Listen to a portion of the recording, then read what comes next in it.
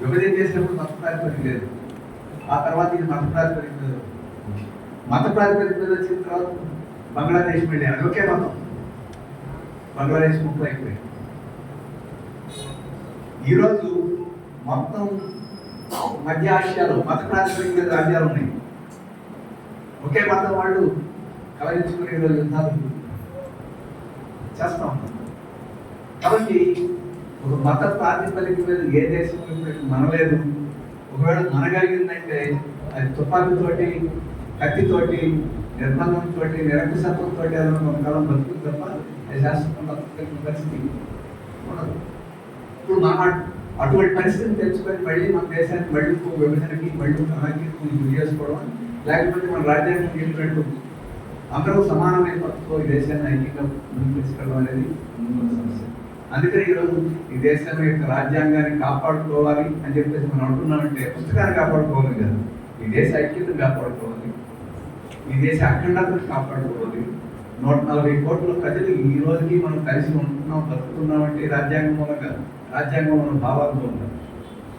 1947లో స్వాతంత్రం వచ్చిన తర్వాత మనం రాజ్యాంగం రాసుకొని 1950లో రాజ్యాంగాన్ని ప్రకటించుకున్న తర్వాత ప్రపంచంలో చాలా మంది ఎక్కడ చేశారు.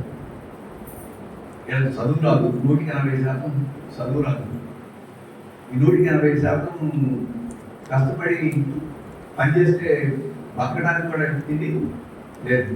ప్రజాస్వామ్యం గురించి, ఓటు గురించి, నాయకుల గురించి, రాజ్యాంగం గురించి తిండికే కూడా చెప్పులో పడతాం. ఇవన్నీ ఆలోచన చేసే శక్తి ఎక్కడ ఉంటుంది.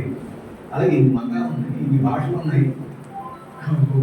ఒకటి మాట్లాడితే ఇంకొకటి అర్థం కాదు. అందుకని మనం తమిళ వాళ్ళని తెలుగు వాళ్ళు ఏమనేవాళ్ళు, అరవాళ్ళు అనేవాళ్ళు. ఇప్పుడు కూడా అంటుంటారు అరవ మేళ. అంటే మనకు అరవ మేళం అని చెప్పేది వాళ్ళకి అరవ మేళం అనిపించింది. మనకి ఏ మేళం అనిపించింది వాళ్ళు అడగాలి. మనకు కూడా ఏదో మేళం అయిపోతున్నాం. మంది మేడం గారు ఇక ఎందుకు చెప్తున్నా అంటే ఇన్ని భాషలు ఎన్ని వ్యత్యాసాలు ఉన్నాయి. ఒకరికొకరిని అర్థం చేసుకోవడం కూడా సులభం కాదు, ఎందుకంటే అర్థమే కాదు. మరి ఇంత వ్యత్యాసం వల్ల ఇది ఎంతకాలం ఉంటుందో 5 నిమిషాలు. ఐరోపాలో 4 లక్షలు 5 లక్షలు ఉండే దేశం 40 ముక్కలుగా అయిపోయింది. కానీ 140 కోట్ల తక్కువ ఉంది. ఇన్ని భాషలు, ఇన్ని మతాలు, ఇన్ని కులాలు, ఇంత దేశం తను ఒకటి ఉందని చెప్పేసి ఆ రోజు అందరూ పెద్దలు చేశారు.